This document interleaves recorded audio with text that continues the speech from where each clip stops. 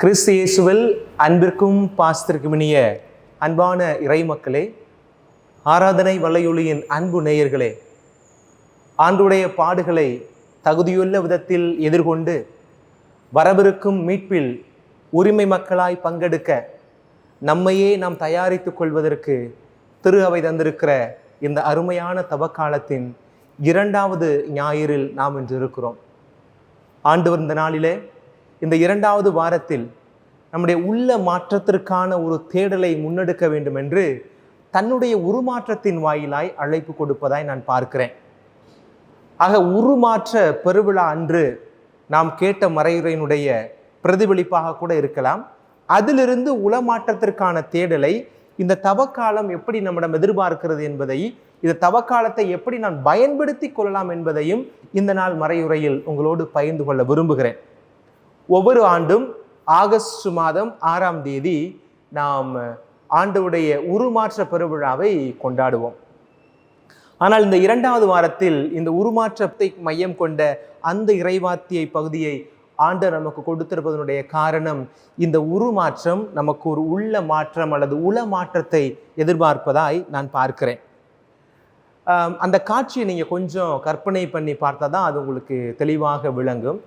ஆண்டவர் அந்த 3 சீடர்களை அழைத்து கொண்டு போகிறார். தன்னோடு ராயப்பர், யாக்கோபு மற்றும் யோவான், இந்த மூவருமாக சேர்ந்து இயேசுவோடு போகிறார்கள். இந்த 3 சீடர்களுக்கும் ஒரு சிறப்பு பெயர் இருக்கிறது, கேபினட் அப்பாசல்ஸ் அப்படின்னு நம்ம சொல்லலாம். இப்போ நம்ம ஒரு நாடுன்னு எடுத்துக்கிட்டோம் அப்படின்னு சொன்னால் அங்கே ஒரு அமைச்சர்கள் இருப்பாங்க. அந்த அமைச்சர்களை முக்கிய காரியஸ்தர்கள் அப்படின்னு இருப்பாங்க, அவங்க கேபினட் அமைச்சர்கள் அப்படின்னு சொல்லுவாங்க. இந்த 3 பேரும் இயேசுடைய வாழ்க்கையின் முக்கியமான பகுதிகளில் எல்லாம் அவரோடு உடனிருந்து அதை கண்டு அனுபவித்தவர்கள். அதனால இந்த 3 பேரும் கூட இருக்கிறாங்க. கூட்டிக்கிட்டு போறாரு, மலைக்கு போகிறார்கள், ஜெபிப்பதற்காக அந்த மலைக்கு போகிறார்கள். தாபோர் மலை அப்படின்னு சொல்லுவாங்க, தாபோர் மலை அனுபவம் அப்படின்னு சொல்றாங்க, தாபோர் ஜெபக்குழு அப்படிலாம் வச்சிருக்கிறாங்க. ஆனால் அந்த தாபோர் மலை அப்படின்றது சொல் வழக்கில் நமக்கு கேட்டு பழகப்பட்டிருப்போம். ஆனால் சமீப காலங்களில் வரக்கூடிய அறிவியல் அறிஞர்கள் தங்களுடைய ஆராய்ச்சியின் அடிப்படையில் சொல்றது என்னன்னா, அது ஹெர்மோன் மலை அப்படின்னு சொல்றாங்க. ஏன் இதை சொல்றேன், ஏன் ஃபாதர் தாபோர்னே இருந்துட்டு போதை எதுக்கு இப்போ ஹெர்மோன்னு மாத்துறீங்க அப்படின்றதுக்கு இல்லை. நாளை பின்ன நீங்கள் யாராவது ஹெர்மோன் ஒன்றை கேள்விப்பட்டுட்டு ஃபாதர் அது ஹெர்மோன் மலை ஃபாதர் தாபோர் மலை இல்லை அப்படின்னு சொல்லக்கூடாது இல்லையா? இது என்ன அப்படின்னா, இந்த நிகழ்வு நடந்தது உறுதியானது, ஆனால் இடங்கள் தான் வேறுபட்ட நிலையில் இருக்கிறது. அப்படின்னு நம்ம பார்க்கும்போது இன்னைக்கு மெசபதோமியான்னு இருந்தது பெர்ஷியான்னு இருந்துச்சு, ஒரு காலத்தில் டர்க்கின்னு மாறி இருக்கு. அப்படிலாம் நம்ம பார்க்க முடியாது. இடங்கள் எல்லாம் அப்பப்போ பேர்கள் மாறும். ஆனால் நீங்கள் வைத்துக்கொள்ளுங்கள், ஹெர்மோன் மலையோ அல்லது தாபோர் மலையிலையோ இந்த ஒரு அதிசயமான ஒரு நிகழ்வு நடக்கிறது. இயேசு ஆண்டவர் தன்னுடைய பாடுகளுக்கு முன்பாக இந்த நிகழ்வு நடக்கிறது. ஆண்டவர் அந்த மலைக்கு சொல்லுகிறார், அந்த சீடர்களிடம் சொல்லுகிறார், ஜெபியுங்கள் என்று சொல்லிவிட்டு அவர்களையும் அழைத்து கொண்டுதான் போகிறார். அப்போ அங்கு ஒரு பரவச காட்சி காட்டப்படுகிறது. ஒரு பக்கம் மோயிசன் இருக்கிறார், அடுத்த பக்கம் பார்த்தோன்னா எலியா இறைவாக்கினர் நிற்கிறார். எதற்காக இந்த 2 இறைவாக்கினர்கள் இந்த இடத்துல நிற்கிறாங்க அப்படின்றத நாம் புரிந்து கொண்டால்தான் இந்த உருமாற்றம் அழைப்பு கொடுக்கிற உளமாற்றத்தை நாம் புரிந்து கொள்ள முடியும். மோயிசன் ஏன், எத்தனையோ இறைவாக்கினர்கள் இருக்கிறார்களே, ஏன் ஆபிரகாம் அந்த இடத்துல நின்றுக்கிறாமே, முதுபெரும் தந்தை, அவர் தான் இன்றைக்கு முதல் வாசகத்தினுடைய கதாநாயகனாக இருக்கிறார். ஏன் அந்த இடத்துல நம்ம ஆபிரகாம் நிப்பாட்டிருக்கலாமே, அதற்கு பின் வருகிற எத்தனையோ ஒரு முக்கியமான மனிதர்கள் நின்றுக்கலாம், அதெல்லாம் விட்டுட்டு ஏன் மோயிசனை ஆண்டவர் அழைத்தார் அப்படின்ற ஒரு கேள்வி வருகிறது இல்லையா? அதற்கு காரணம் என்னன்னா, இந்த யூத மக்களுக்கு மத்தியில மோயிசன் மிகப்பெரிய ஒரு ஆளுமையாக பார்க்கப்படுகிறார். மோயிசன் சர்வ வல்லமையும் கொண்ட கடவுளின் பிரதிநிதியாக பார்க்கப்படுகிறார். அதனால தான் இயேசுவை சில நேரங்களில் மோயிசனோடு ஒப்பிட்டு பார்த்து சொல்லுவது உண்டு. மோயிசன் தான் வந்துட்டாரோ அப்படின்னு நான் கேள்விப்பட்டது, கேட்கிற கேள்விகள்லாம் இருக்குது இல்லையா? அப்போ மோயிசன் முக்கியத்துவம் பெறுவதற்கு காரணம் என்ன அப்படின்னா, அவர்தான் ஆண்டவரை அந்த முட்புதரில் அனுபவம் பெறுகிறார். முட்புதர் அனுபவத்தில் கடவுளால் அவர் பெயர் சொல்லி அழைக்கப்பட்டு தன் பணிக்கென்று நியமிக்கப்பட்டவர். அப்போ அந்த பணிக்கு நியமிக்கப்பட்ட பிறகு அந்த 40 ஆண்டு காலம் அந்த மக்களோடு தொடர்ந்து பயணித்த ஒரு பயண வீரனாய், பயண தலைவனாய் இருக்கிறதுனால ஆண்டவருடைய முழு வல்லமையும் பெற்ற ஒரு மனிதராக அவர்கள் கருதியதினால் அந்த இடத்துல மோயிசன் நிற்பதனுடைய காரணம், மோயிசனை காட்டிலும் வல்லமையான ஒருவர் இந்த இடத்துல இருக்கிறார். அவருக்கு நாங்களே சாட்சிகள் என்று மோயிசனே அந்த இடத்தில் வந்து அவருடைய வலப்புறமாய் நிற்பதை நாம் இந்த இடத்துல பார்க்கிறோம். மோயிசனுடைய அந்த நிகழ்வை நம்ம பார்க்கிற பொழுது பாருங்களேன், மோயிசன் ஆண்டவரால் அழைக்கப்பட்ட பிறகு அழைக்கப்படுகிறார். அவரோடு அந்த முட்புதர் அனுபவம் கிடைக்கிறது. அதுவும் சரி, 10 கட்டளைகளை பெற்ற பிறகும் சரி, அவர் இறங்கி வந்து அந்த கட்டளைகளை கொடுக்கிற பொழுது மக்கள் எல்லோரும் அவருடைய முகத்தை பார்ப்பதற்கு முடியாமல் திணறுகிறார்கள். விடுதலை பயணம் நீங்க வாசிங்கன்னா தெரியும். ஏன் அப்படின்னா, கடவுளை கண்ட பிறகு, அந்த கடவுள் அனுபவம் கிடைத்த பிறகு மோயிசனுடைய முகம் ஒளிமயமாய் இருக்கிறது. அந்த டாஸ்லிங் ஒயிட் அப்படின்னு சொல்லுவாங்க. கண்களால் கண்விழித்து பார்க்க முடியாத ஒரு பிரகாசத்தின் உச்சத்தில் அவருடைய முகம் இருக்கிறதுனால அவர்களால் மோயிசனுடைய முகத்தை காண முடியவில்லை. அதனால்தான் மோயிசன் தன் முகத்தை மறைத்து கொண்ட ஒரு மனிதனாக மறைத்து கொண்டு அவரோடு பேசினார் என்பதை நம்ம விவிலியத்தில் வாசிக்கிறோம். சரி, இப்போ என்னன்னா, அவர்களுடைய புரிதலுக்கு ஏன் இந்த ராயப்பெரும் யோவானும் யாக்கோபும் கூட இயேசுவை காட்டிலும், ஏன்னா அவங்க வந்த மறை அப்படி ஒரு யூத மதத்திலிருந்து வந்ததுனால மோயிசனை உயர்வாக நினைத்து கொண்டிருக்கிறார்கள். ஆனால் அந்த உயர்வானவர் தான் அந்த மோயிசனே ஆண்டோடைய வலப்பக்கமாய் நின்று அவரோடு உரையாடுவதை பார்க்கிற பொழுது இயேசுவை இந்த மோயிசனை காட்டிலும் உயர்ந்தவர் என்கிற ஒரு உணர்வு அவர்களுக்கு கிடைக்கிறது. எங்கே? இந்த உருமாற்றத்தில். ஏன் ரெண்டாவது இந்த பக்கம் ஒரு கேள்வி, ஏன் எலியா இறைவாக்கினர் வருகிறார்? எலியா இறைவாக்கினர் அதிசயங்களை செய்து குவித்த ஒரு மனிதர்.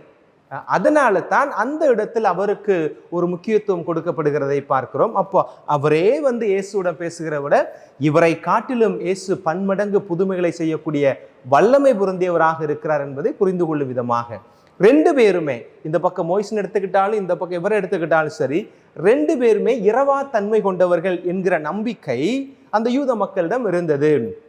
மோயிசன் வான்மேகங்களுக்குள்ளாக ஆண்டவரால் எடுத்துக்கொள்ளப்பட்டார் என்பதும், இந்த பக்கம் இறைவாக்கினரை பார்க்கிற பொழுது அவரும் என்ன செய்யப்படுகிறார்? நெருப்பு குதிரையினால், அந்த ஹார்ஸ் சேரியட், அந்த நெருப்பு குதிரையால் அவர் விண்ணகத்திற்கு ஏறி சென்றார், எடுத்து செல்லப்பட்டார் என்கிற நம்பிக்கை இருக்கிறதுனால, இருவரும் இறப்பை தழுவாதவர்களாக இருக்கிறதுனால உயர்ந்த மனிதர்களாக அந்த நாளில் கருதப்பட்ட அந்த சூழ்நிலையில் இவர்கள் இருவரையும் வளமும் இடமுமாய் நிற்க வைத்து இயேசுவோடு உரையாடக்கூடிய ஒரு சூழலை உருவாக்குவதன் மூலமாக அமர்ந்திருக்கிற அந்த காட்சியை கண்டு கொண்டிருக்கிற அந்த 3 சீடர்களும் புரிந்து கொள்கிறார்கள், உன்னதத்தின் தேவன் நம் ஆண்டவர், நம்முடைய குருதான் உன்னதத்தின் தேவனாக இருக்கிறார் என்பதை அவர்கள் புரிந்து கொள்ளும் விதமாகத்தான், புரிந்து கொள்ள வேண்டும் என்பதற்காகத்தான் இந்த இருவரும் ஆளுமைகளும் தேர்ந்தெடுக்கப்பட்டு இந்த உருமாற்ற நிகழ்வில் பங்கெடுக்கிறார்கள். அப்போ முதல் காரணம், எதற்காக இந்த உருமாற்றம் அப்படின்னு சொன்னா, சீடர்களுடைய நம்பிக்கையை பலப்படுத்த ஒன்று. இரண்டாவது, இயேசுடைய பார்வையில் பார்க்கிற பொழுது அவர் மேற்கொள்ள இருக்கிற பாடுகள், துன்பங்கள், வேதனைகள் இவற்றின் பொருட்டு ஒரு ஆலோசனை நடத்துகிற இடமாக இந்த தாபோர் மலை அனுபவம் இயேசுவுக்கு அமைந்ததாக விவிலிய அறிஞர்கள் அந்த இடத்தில் சொல்லுகிறார்கள். அதையும் கடந்து சீடர்களுடைய எண்ணத்தில் ஒரு மாற்ற வேண்டும் என்பதற்காக, என்னதான் இயேசுவோட இருந்தாலும் 3 ஆண்டுகளுடைய நிறைவுக்கு வந்தாலும் ராயப்பர் உட்பட யாக்கோபு, யோவான் எல்லாருமே ஒரு ஓரத்துல இயேசுவோடு ஒரு அரசியல் மெசியாவாக பார்த்து கொண்டிருக்கிறார்கள். இவர் ஒரு அரசுக்கு எதிராக ஒரு ஆளுமை மிகுந்த மனிதனாய் எதிர்த்து நின்று இந்த ரோமையர்களுடைய அடிமையில் இருக்கிற நமக்கு விடுதலை காற்றை சுவாசிக்கக்கூடிய விடுதலையின் மக்களாக மோயிசனை போல் நமக்கு ஒரு வாழ்க்கையை ஏற்படுத்தி கொடுப்பார் என்று நினைத்து கொண்டிருந்த சூழ்நிலையில் இவர் அரசியல் விடுதலை தரக்கூடிய வந்தவர் அல்ல, இவர் அரசியல் மெசியாவல்ல, இவர் ஆன்மீக விடுதலையை தர வந்த ஆன்மீக மெசியா என்பதை புரிந்து கொள்கிறார்கள். இவர் புற விடுதலைக்கான ஒரு போராளி அல்ல, அக விடுதலைக்கான போராளி என்பதை இந்த இடத்தில் அவர்கள் புரிந்து கொள்கிறார்கள். அதற்காகத்தான் இந்த தாபோர் மலை அனுபவம் அவர்களுக்கு கொடுக்கப்பட்டிருக்கிறது. பிரியமான இறை பிள்ளைகளே, இன்றைக்கு ஆண்டவர் நமக்கும் இதே வார்த்தையை தான் சொல்லுகிறார். அன்றைக்கு தாபோர் அனுபவத்தின் மூலமாக, அந்த தாபோர் அனுபவத்தின் மூலமாக மிகப்பெரிய ஒரு சிந்தனை மாற்றமும் ஒரு தெளிவும் என்னுடைய 3 சீடர்களுக்கு கிடைத்தது. அதே போல இந்த உருமாற்ற வாசகத்தை கேட்கிற நீங்களும் என்னுடைய உருமாற்றத்தின் வாயிலாக உங்களுடைய உள மாற்றத்தை இந்த தவக்காலத்தில் கண்டுகொள்ள வேண்டும். இந்த டிரான்ஸ்ஃபர்மேஷன், ஒரு இடத்திலிருந்து அடுத்த நிலைக்கு நீங்கள் நகர்ந்து விட வேண்டும் என்கிற அழைப்பை ஆண்டவர் நமக்கு கொடுக்கிறார். நீங்கள் அப்படியே இந்த முதல் வாசகத்தை நீங்கள் கொஞ்சம் யோசிச்சு பாருங்களேன். ஆபிரகாமுக்கும் அந்த ஒரு டிரான்ஸ்ஃபர்மேஷன் கிடைக்குது பார்த்துக்கோங்க. ஆபிரகாம் இயல்பிலேயே ஒரு பேகன் கடவுளை வழிபடக்கூடியதாக, ஒரு இயற்கை கடவுளை வழிபடக்கூடியவராக, ஒருவேளை பாகாலாக கூட இருக்கலாம். அப்பேற்பட்ட ஒரு இயற்கை கடவுளை, பேகன் காட்ஸை வழிபடக்கூடிய ஒரு மனிதராகத்தான் ஆபிரகாம் இருக்கிறார். ஆனால் நல்ல மனிதர். அவருக்கென்று ஒரு பரம்பரை இருக்கிறது, அவருக்கென்று ஒரு பெயர் இருக்கிறது. நிலபுலன்களோடு ஆடு மாடுகளோடு சந்தோஷமாக வாழ்க்கை மகிழ்ச்சியாக போய் கொண்டிருக்கிற நேரத்தில் தான் ஆண்டவருடைய வாழ்க்கையில குறுக்கிடுகிறார். ஆண்டவர் அவருடைய வாழ்க்கையில குறுக்கிட்டு அவருக்கு சொன்ன செய்தி என்ன அப்படின்னா, இப்போது நீ அனுபவித்து கொண்டிருக்கிற அத்துணை காரியங்களையும் விட்டு நான் உனக்கு காட்டக்கூடிய அந்த இடத்திற்கு நகர்ந்து போ அப்படின்னு அவர் சொல்றார். ஊர் என்கிற அந்த ஊர்ல இருந்து காரான் என்கிற அந்த இடத்திற்கு போகணும். இன்றைக்கு நிலவியல் எப்படி சொல்ற ஜியோகிராபிக்கல் ஸ்ட்ரக்சர் படி பார்த்தீங்க அப்படின்னா 900 மைல் தூரத்தில் அது அவர் இவ்வளவு டிஸ்டன்ஸில் இருக்கக்கூடிய ஒரு இடத்துக்கு அவர் தன்னுடைய பயணத்தை தொடர்ந்து கடவுளுடைய வார்த்தையை கேட்டு பயணித்தார் அப்படின்றத விவிலியம் நமக்கு சொல்லுகிறது. அப்போ அவருடைய சுகபோகமான எல்லா விதமான வசதி வாய்ப்புகளோடும் இருந்த அவருக்கு அந்த இடத்திலிருந்து மாறி இன்னொரு இடத்துக்கு வருகிற பொழுது பல அதிசயங்களும் நன்மைத்தனங்களும் கிடைக்கிறது. கடவுளுடைய வார்த்தையை கேட்டு அந்த இடத்திலிருந்து மறு இடத்திற்கு மாறினால் அவருக்கு கிடைத்த நன்மை என்ன? மலடனாக இருந்தார். என்னதான் சொத்து பத்து இருந்தாலும் ஒரு மலடனாக இருக்கிற அவரை ஒரு பேரினத்தினுடைய தந்தையாக கடவுள் அவரை மாற்றுகிறார். விண்மீனை எண்ண முடியாதோ, எப்படி கடற்கரை மணலை எண்ண முடியாதோ, அதே போல அந்த சந்ததியை அவர் பெருகச் செய்வேன் என்கிற வாக்கு தத்தத்தை கொடுத்து நிறைவு செய்கிறார்.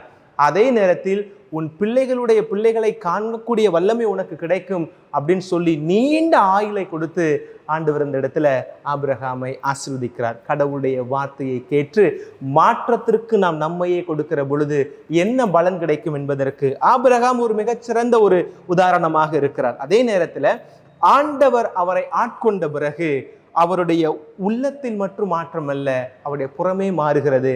ஆபிரகாம் என்கிற பெயரோடு அந்த இயற்கை கடவுளை வழிபட்டு கொண்டிருந்த ஆபிரகாம் கடவுளால் அழைக்கப்பட்ட பிறகு கடவுளின் வல்லமை புகுந்த ஒரு முதல் மனிதனாய், தந்தையாய், நம்பிக்கையின் பேரொளியாய் ஆபிரகாமாய் அந்த இடத்தில் அவர் மாறி நிற்கிறார். பிரியமான இறை மக்களே, எப்படி ஆபிரகாம் அனைத்தையும் விட்டுவிட்டு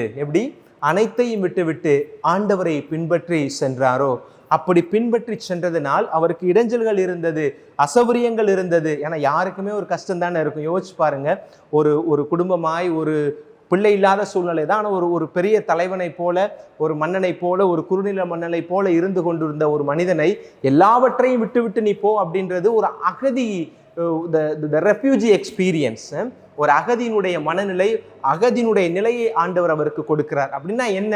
உன்னுடைய வெறுமையில், உன்னுடைய இல்லாமையில் என்னுடைய இருத்தலை நான் வெளிப்படுத்துவேன் அப்படின்னு ஆண்டவர் அந்த இடத்துல சொல்றாரு. எத்தனை பேர் நீங்க கேள்விப்பட்டிருப்பீங்கன்னு தெரியல, நான் பார்த்துருக்கிறேன். நான் என்னவே ஒரு உதாரணமா எடுத்துக்கிறேன், 2 உதாரணம் சொல்லலான்னு நினைக்கிறேன். ஆபிரகாமுடைய அந்த மன ஓட்டத்தை புரிந்து கொள்வதற்கும் அந்த ஆசீர்வாதத்தை பெற்றுக்கொண்டதற்குமான ஒரு காரியத்தை நான் 2023 படிப்பதற்காக நான் பிலிப்பைன்ஸ் வரலாம் அப்படின்னு நான் நினைத்து எனக்கு பிலிப்பைன்ஸ் அப்படின்றது முடிவு செய்த பிறகு எனக்குள்ள அவ்வளோ பெரிய கலக்கங்கள்லாம் இருந்துச்சு. இந்த காலங்களில் நான் என்னதான் இருந்தாலும் மறைமாவட்டத்திற்கு இங்கே என்னுடைய தந்தை ஒருவர் இருந்தார், என்னுடைய மறைமாவட்ட குருவானவர் சகோதர குரு ஜெய்சீலன் சொல்லிட்டு அவர் தான் எல்லா ஏற்பாடுகளும் பண்ணி எனக்கு வருவதற்கான வழிகளையெல்லாம் செஞ்சு கொடுத்தாரு. நான் நன்றியோட நினைத்து பார்ப்பேன் அவரை. அப்போ அவர் எனக்கு எல்லா பேப்பர் ஒர்க் எல்லாமே இங்கே பண்ணிட்டாரு. இருந்தாலும் கூட நம்ம ஊரை விட்டுட்டு வர்றோமே அப்படின்ற ஒரு உணர்வு இருந்து கொண்டே இருந்துச்சு. அப்போ ஒவ்வொரு முறையும் நான் அவர்கிட்ட ஃபோன் அடிச்சு கேட்பேன், அண்ணே சாப்பாடுக்கெல்லாம் எப்படின்னா, அட வா தம்பி பார்த்துக்கலாம் அப்படின்னுவார். படிக்கிறதுக்கெல்லாம் எப்படின்னா, அதெல்லாம் வா தம்பி பார்த்துக்கலாம். தங்குறதுக்கு இடம் எப்படின்னா, அதெல்லாம் தம்பி வாங்க பார்த்துக்கலாம், நான் இருக்கிறேன் வாங்க அப்படின்னு சொன்னார். எனக்கு எல்லாத்தையுமே எடுத்து செய்கிறதுக்கு இங்கே ஒரு ஆள் இருந்தாலும் கூட நம்ம வருகிற பொழுது ஒரு தயக்கம் இருக்கிறது. ஏன்? என்னுடைய தாய் தந்தையை, என்னுடைய சகோதர பிள்ளை, என்னுடைய சகோதர சகோதரிகளை, நான் பழகிய மக்களை, என்னோடு பக்குவப்பட்ட நல்ல மனிதர்களை, என்னுடைய உணவை, என் கலாச்சாரத்தை, என் உடையை, என்னுடைய கலாச்சாரத்தை மாற்றிக்கொண்டு அந்த இடத்திலிருந்து நான் மாறி மறு இடத்திற்கு வருகிற பொழுது ஒரு கலக்கம் இருக்கத்தான் செய்யும். எனக்கு ஏற்பாடு செய்வதற்கு ஆட்கள் இருக்கிற பொழுது எனக்கு இப்பேர் ஒரு கலக்கம் இருந்துச்சுன்னா ஆபிரகாமுடைய நிலைமையை நினைத்து பாருங்கள், எவ்வளோ பெரிய ஒரு கலக்கம் இருந்திருக்கும். ஆனால் கடவுளை நம்பினார். ஒரு முறை நான் நம்முடைய ஸ்ரீலங்காவை சார்ந்த நம்முடைய ஈழ குடும்பத்தோரோடு பேசி கொண்டிருந்தேன். அப்போ அந்த அம்மா அவங்களுடைய அனுபவத்தை சொன்னாங்க. பேரை சொல்லலாமான்னு தெரியல, நல்ல செய்தி தான், அதனால் பேர் சொல்லலாம். ஜோஸ்பின்னு சொல்லிட்டு ஒரு அம்மா, அவரோட நான் பிரான்ஸ் போகும்போது தங்கக்கூடிய ஒரு வாய்ப்பு கிடச்சிச்சு. அவங்க வீட்டில் தங்கி இருக்கும் போது நான் கேட்டேன், எப்படி நீங்கள் இந்த நாட்டிற்கு வந்தீர்கள் அப்படின்னு சொல்லும் போது அவங்க சொன்ன அனுபவம் அதுதான் உண்மையான எக்ஸடெக்ஸ் எக்ஸ்பீரியன்ஸ். ஒரு இடத்திலிருந்து எல்லாவற்றையும் விட்டு நிர்கதியாக நாம் பயணிக்கிற பொழுது என்ன ஒரு மன ஓட்டம் இருக்குன்றதை நான் அவங்கள்ட்ட பேசும்போது நான் கண்டுகொண்டேன். கப்பல்ல இருந்து கடந்து வந்து விமானத்தில் வந்து அங்கே ஏர்போர்ட்டில் பல பிரச்சனைகளை சந்தித்து பல நாட்கள் ஏர்போர்ட்டுக்குள்ளே அவங்கள உட்கார வச்சு பலவிதமான கேள்விகளுக்கு மேலே கேள்விகளை கேட்டு அவங்களாம் அந்த ஊரில் கிட்டத்தட்ட ஒரு பண்ணையாறு போல் ஒரு 7-8 பிள்ளைகளோட வாழ்ந்தவங்க, பெரிய குடும்பத்தில் வாழ்ந்தவங்க, எல்லாத்தையும் விட்டு அப்பாவோட சேர்ந்து கிளம்பி வந்திருக்கிறாங்க பார்த்துக்கோங்க. அப்போ அந்த அம்மா சொல்லுவாங்க என்கிட்ட, எங்களுக்கெல்லாம் ஓகேப்பா, ஆனால் எங்கள் ஐயாவை பார்க்கும் போது தான் ஏன்னா எப்படி வாழ்ந்த மனிதர் 10 பேர் நம்ம வீட்டில் வந்து சாப்பிட்டுட்டு போகிற அளவுக்கு கடவுள் நம்முடைய அவ்வளோ செல்வ செழிப்போடு நம்மளை வச்சுருந்தாரு. நம்ம வீட்டில் அத்தனை போட்டு நின்றுச்சு. ஆனால் எங்கள் ஐயா போய் அந்த அதிகாரிகளுக்கு முன்னாடி கையை கட்டிட்டு அவங்க கேட்குற கேள்விக்கு பதில் சொல்வதும், அவர் நிர்கதியாய் நிற்கக்கூடிய நான் அந்த காட்சியை காணுகிற பொழுது உள்ளத்தால் நான் நொந்தேன் அப்படின்னு சொன்னாங்க. அப்படிலாம் வருகிற பொழுது அவர்கள் கடந்து வந்த பாதை, ஒரு முறையெல்லாம் கல்லறைக்குள்ளே படுத்து கிடந்து, சவக்காலைன்னு சொல்லுவாங்க அவங்களுடைய மொழியில், சிலங்கன் தமிழர்கள் சொல்லுவாங்க, அந்த சவக்காலைகளெல்லாம் கடந்து அந்த இடத்தை கடந்து வந்ததாகவும் அந்த இடங்களில் ஆண்டவருடைய காட்சியெல்லாம் நான் கண்டேன். அப்படி தான் இந்த கடந்து வந்த அந்த வலி மிகுந்த அந்த பாதையில் கடந்து வருகிற பொழுது ஆண்டவர் நமக்கு ஒரு நம்பிக்கையை கொடுக்குறாரு பார்த்தீங்களா? அந்த நம்பிக்கையையும் இந்த ஆபிரகாமுடைய நம்பிக்கையை நான் ஒப்பிட்டு பார்க்கிறேன். எல்லாவற்றையும் இழந்து வந்த ஆபிரகாம் ஆண்டவருடைய குரலை கேட்டு ஆண்டவருடைய வார்த்தையை நம்பி எல்லாவற்றையும் விட்டு வந்த ஆபிரகாமுக்கு ஆண்டவர் ஏராளமான செல்வங்களை, ஏராளமான வசதி வாய்ப்புகளை கொடுத்து அவரை மகிமையின் மனிதனாய், அவரை நம்பிக்கையின் தந்தையாய் உருவாக்கினார். இன்றைக்கு இந்த உருமாற்ற பகுதியை நற்செய்தியாக வாசித்து தியானித்திருக்கிற நம்மையும் இந்த தவ காலத்தில் ஆண்டவர் கொடுக்கிற அழைப்பு, உங்களுடைய உருமாற்றம் அல்ல, உள மாற்றத்திற்கு நீங்கள் முன் வாருங்கள். டிரான்ஸ்ஃபர்மேஷன், இயேசுவுக்கு நடந்தது டிரான்ஸ்ஃபிகரேஷன் என்று சொல்லுவார்கள். ஆனால் நம்மகிட்ட ஆண்டவர் இன்னைக்கு எதிர்பார்க்கிறது டிரான்ஸ்ஃபிகரேஷன் அல்ல, ஒரு டிரான்ஸ்ஃபர்மேஷன், ஒரு மாற்றத்தை ஆண்டவர் நம்ம எதிர்பார்க்கிறார். அந்த மாற்றம் நடைபெற வேண்டும் என்று சொன்னால் கடவுளுடைய குரலுக்கு செவி கொடுக்கக்கூடியவர்களாக நாம் இருக்க வேண்டும். இவரே என் அன்பார்ந்த மகன், இவரிடம் நான் பூரிப்படைகிறேன், இவருக்கு நீங்கள் செவி கொடுங்கள் என்று ஆண்டவர் எப்படி அந்த சீடர்களை கேட்டுக்கொண்டாரோ அதே போலதான் இன்றைக்கு நம்மையும் பார்த்து ஆண்டவர் கேட்கிறார். என் பொருட்டு, என்னுடைய வார்த்தையின் பொருட்டு, உங்களுடைய நலனுக்காய், நன்மைக்காய், சாத்தானின் கரங்களில் இருந்தும் பாவத்தின் பிடியிலிருந்தும் உங்களை மீட்பதற்காக பாடுகளையும் வேதனையும் துன்பத்தையும் அவமானத்தையும் தனிமையையும் அனுபவிக்க போகிற என் மகனுடைய குரலுக்கு நீங்கள் செவி கொடுங்கள் என்பதை இந்த தவக்காலத்தினுடைய 2வது ஞாயிறில் ஆண்டவர் நம்ம ஒவ்வொருவருக்கும் கொடுக்கிறார். அப்படி குரல் கொடுக்கிற பொழுது ஆபிரகாமுக்கு கிடைத்த அதே வல்லமை, அதே மகிமையை நம்மையும் காண செய்வார். அந்த மகிமை உயிர்ப்பில் நாம் பங்கெடுக்க இறைவன் நமக்கு கொடுக்கிற அனுமதி. அப்படி ஒரு மாற்றம் வந்த உடனே எனக்கு செல்வத்தை கொடுப்பார், எனக்கு பதவியை கொடுப்பார், எனக்கு பலவிதமான ஆசீர்வாதங்களை அள்ளி கொடுப்பார் என்பது அல்ல. உயிர்ப்பின் மகிமையை பங்கெடுப்பதற்கு இறைவன் நமக்கு கொடுக்கிற வாய்ப்பு தான் மிகப்பெரிய பேறுபலன். அந்த பேறுபலனை நாம் பெற்றுக்கொள்ள நம்மையே மாற்றத்திற்கு ஒப்பு கொடுப்போம். அதற்குத்தான் திருச்சபை ஜெபத்தை கொடுத்திருக்கிறது, அதற்குத்தான் திருச்சபை நோன்பை கொடுத்திருக்கிறது, அதற்குத்தான் திருச்சபையானது நமக்கு தான தர்மங்களை செய்ய சொல்லி கொடுத்திருக்கிறது. இந்த 3 காரியங்களையும் இந்த தவக்காலத்தில் நாம் சிந்தித்து தொடர்ந்து பங்கெடுப்போம். குறிப்பாக என்னுடைய தாழ்மையான வேண்டுகோள், உங்களுடைய பங்குகளில் நடைபெறக்கூடிய தவக்காலத்தை முன்னிட்டு உங்களுடைய பங்கு தந்தையர்கள் அல்லது உங்களுடைய கிளை கிராமங்களில் எடுக்கக்கூடிய முன்முயற்சிகள் எல்லாவற்றிலையுமே ஆராதனை வலையொலியில் தொடர்ந்து திருப்பலி காணக்கூடிய, மறையுறையை கேட்கக்கூடிய பிள்ளைகள் நீங்கள் பங்கெடுக்க வேண்டும். நீங்கள் பங்கெடுத்து அந்த ஆசீர்வாதத்தை முழுமையாக அனுபவிக்கிற பொழுது அதுதான் உண்மையான ஈஸ்டர் பெருவிழாவுக்கான தயாரிப்பாக இருக்கும். அதை நாங்கள் ஒவ்வொருவரும் விரும்புகிறோம். பங்கு அவையோடு இணைந்திருந்து ஆண்டவருடைய பாடுகளில் பங்கெடுத்து உயிர்ப்பின் மகிமையை பங்கெடுப்போம். உருமாற்ற பெருவிழா நம் ஒவ்வொருவருக்குள்ளும் ஒரு மாற்றத்தை தர வேண்டும். இந்த உருமாற்ற நிகழ்வு நம் ஒவ்வொருவருக்குள்ளும் உள்ளார்ந்த மாற்றத்தை தரக்கூடிய ஒரு கருவியாக இருக்கும் என்றால் அதுதான் உண்மையான இந்த மறையுறையினுடைய பலன் அல்லது அதனுடைய முடிவாய் நான் பார்க்கிறேன். இந்த ஒரு அருமையான இறைச்செய்தியோடு உங்கள் ஒவ்வொருவருக்குமே இயேசு நாமத்திலே வாழ்த்துக்களையும் ஜெபங்களையும் பகிர்ந்து கொள்கிறேன். ஆண்டவர் உங்கள் ஒவ்வொருவரையும் நிறைவாய் ஆசீர்வதிப்பாராக. ஆமென்.